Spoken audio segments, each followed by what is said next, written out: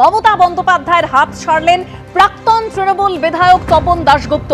অভিষেক বন্দ্যোপাধ্যায়কে নিশানা করে মমতা বন্দ্যোপাধ্যায়ের হাত ছাড়লেন তপন দাশগুপ্ত। এখন মোট 3টে তৃণমূল কংগ্রেস চলছে। এই পরিস্থিতিতে তৃণমূল করা সম্ভব নয়।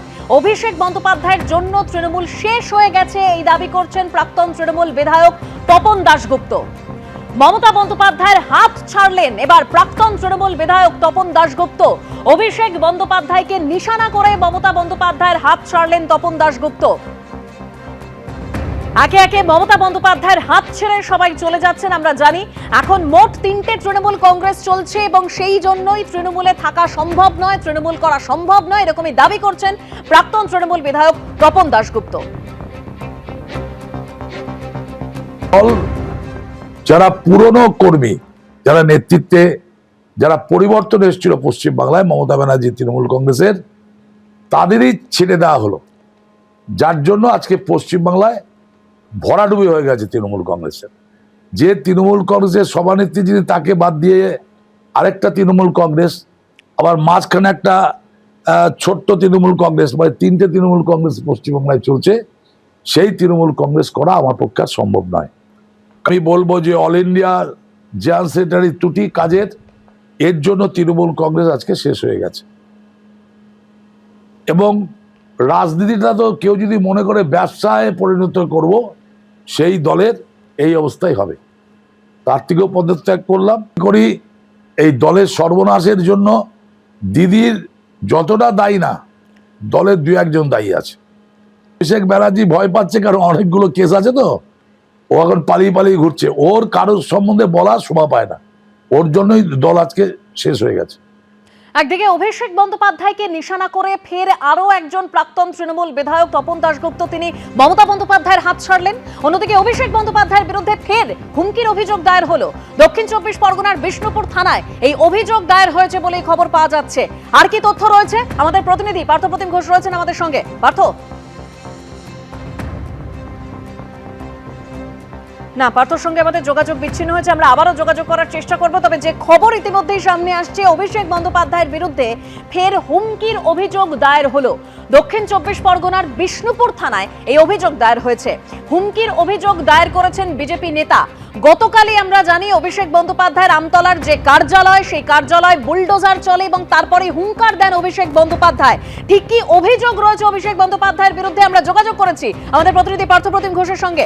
পার্থ, দেখো, অভিষেক বন্দ্যোপাধ্যায়ের বিরুদ্ধে স্থানীয় বিজেপি নেতা অভিজিৎ সর্দার তিনি একটি অভিযোগ দায়ের করেছেন আজকে বিষ্ণুপুর থানায়। গতকালকে অভিষেক বন্দ্যোপাধ্যায় যে প্রতিক্রিয়া দিয়েছিল তারই আমতলা কার্যালয় ভাঙার পরিপ্রেক্ষিতে, এবং তাতে বিজেপির যে নেতা তার দাবি যে এখান থেকে তাদেরকে হুমকি দেওয়া হয়েছে এবং অভিষেক বন্দ্যোপাধ্যায় হুমকি দিচ্ছেন, এই মর্মে তিনি বিষ্ণুপুর থানায় একটি অভিযোগ দায়ের করেছেন এবং পুলিশ জানিয়েছে অভিযোগ তারা পেয়েছে এবং সেই অভিযোগের পরিপ্রেক্ষিতে গোটা বিষয়টা খতিয়ে দেখার কাজ সেটা কিন্তু শুরু হয়েছে। দেবস্কুতা, ধন্যবাদ পার্থ। গতকালই অভিষেক বন্দ্যোপাধ্যায় তিনি বলেছিলেন যে প্রত্যেক ক্রিয়ার সমান ও বিপরীত প্রতিক্রিয়া আছে। যদি ঈশ্বরের আশীর্বাদে বেঁচে থাকি তাহলে 31-এ সুদে আসলে ফেরত দেব। শুনুন। কিনে অফিস বানানো হয়েছে, তার প্ল্যান রয়েছে, বৈধ নথি রয়েছে, সব হাইকোর্টে আমরা জমা দেবো।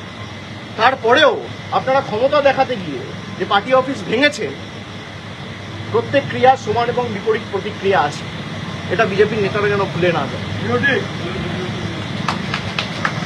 আর ঈশ্বর সৃষ্টিকর্তা সর্বশক্তিমানের আশীর্বাদে যদি বেঁচে থাকি, ওই যে বললাম যে আইনের যে ধারায় আপনারা এই অত্যাচারগুলো করেছেন, একই আইনের একই ধারায় 31-এ ফিরিয়ে দেবো, সুদ সমেত, কথা দিয়ে গেলাম। গতকাল অভিষেক বন্দ্যোপাধ্যায়ের হুঙ্কার, আর আজ অভিষেক বন্দ্যোপাধ্যায়ের বিরুদ্ধে ফের হুমকির অভিযোগ দায়ের দক্ষিণ 24 পরগনার বিষ্ণুপুর থানায়। অভিযোগকারী কি বলেছেন শুনুন। উনি যেভাবে সাধারণ পার্টি কর্মী থেকে শুরু করে টোটাল অ্যাডমিনিস্ট্রেটিভ সিস্টেমকে হুমকি দিয়েছেন, তার এগেনস্টে আমরা রীতিমতো ঘাবড়ে যাচ্ছি যে যে ব্যক্তি এতদিন ধরে এইভাবে একেবারে ডাইরেক্টলি কোনো রকম অ্যাডমিনিস্ট্রেশনকে কোনো রকম তোয়াক্কা না করে প্রত্যেকটা ক্ষেত্রে ইল্লিগাল কাজের সঙ্গে যুক্ত ছিল, এবং তার উদাহরণ বিভিন্ন জায়গায় ছড়িয়ে আছে, জাহাঙ্গীর, শওকত, হাজার হাজার সেই অ্যাডমিনিস্ট্রেটিভ যারা তার সঙ্গে একসময় কোনো কারণে কোলাবোরেশন করতে বাধ্য হতো, যে এসপিকে তার ছেলেরা অনুব্রতর মতো হুমকি দিত, তাদেরই এগেনস্টে উনি আজকে হুমকি দিচ্ছেন। উনি ভাবছেন বোধহয় এখনো উনি ক্ষমতাতেই আছেন। জনগণ ওনার ক্ষমতা হস্তান্তর করে দিয়েছে, জনগণ ওনাকে নিঃস্ব করে দিয়েছে, রিক্ত করে দিয়েছে। উনি আজ ফকির, উনি বুঝতে পারছেন না ওনার পায়ের তলায় আর জমি নেই। এবিপি আনন্দ, এগিয়ে থাকে, এগিয়ে রাখে।